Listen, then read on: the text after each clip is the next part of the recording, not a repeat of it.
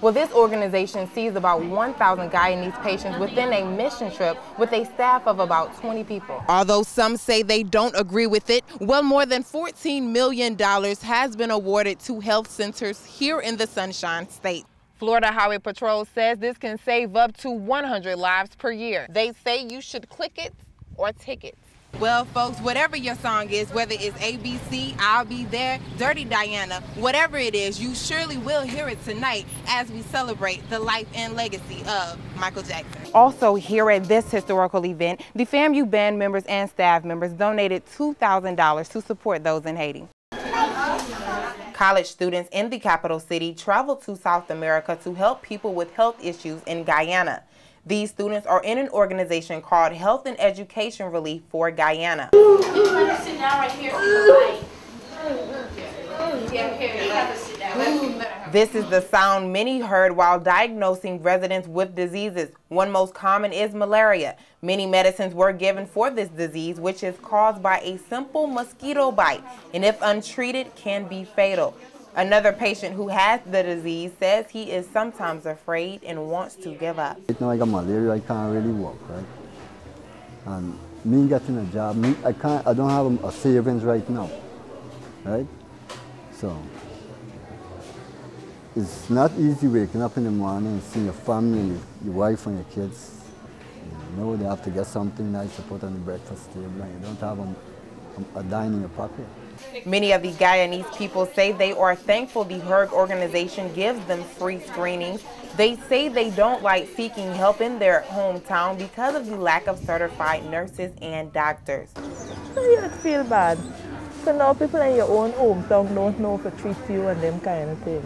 You have to go in. I'm from Linden, I go into Jackson. Members of the HERG organization were inspired to help the Guyanese people and inspired to bring something back to the USA. You feel uplifted seeing people that have so very little and, you know, come away with something so small that we provide them with, and they're so happy. And, you know, it kind of puts everything into perspective and sort of redefines priorities and what you consider happiness in your life. Well, this organization sees about 1,000 Guyanese patients within a mission trip with a staff of about 20 people. HERG has traveled to Jamaica, Haiti, and Guyana. They say they are inspired every time they come and want to continue to make a difference. For News 20 at 5, Karisa O's reporting. Some state and government employees may be facing a decrease in pay. The Florida Senate passes a bill that includes a $69 billion budget. Within this budget, $75 may be deducted from state and government workers to help the Florida retirement system. I think it stinks, and I'll tell you, we've gone years without any type of pay raise. The state employees out there, they're always working for the public, keeping the public safe, and doing all these functions that the public rely on. Although leaders say this will help save $1 billion within the budget, well, one leader doesn't agree with it. We haven't given the state employees a raise in 5 years, and now to come back and say that we're going to start you to have to contribute to the retirement plan kind of open up the floodgates.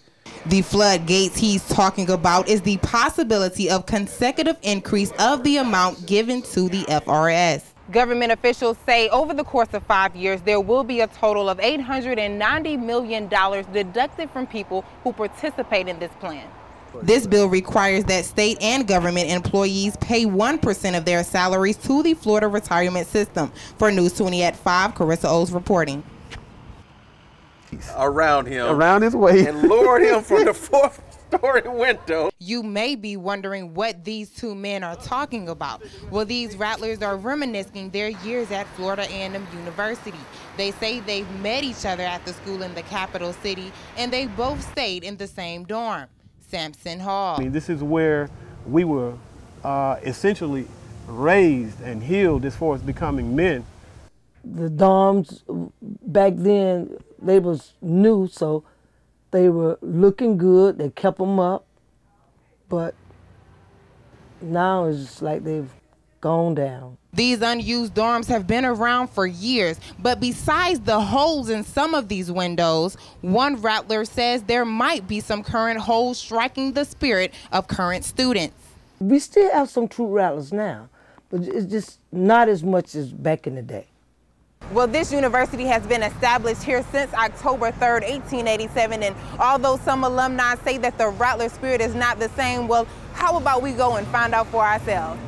Well, here behind me, many fans are striking with their orange and green, as we can see, because they say that they strike, and strike again. Rattlers say there is a love on this campus like no other, and one says she loves to cook for students who might not have the money to cook for themselves.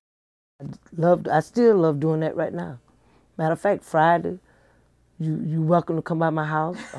I'm having gumbo. Well, speaking of food, Rattlers say FAMU has even stored ingredients in their bellies.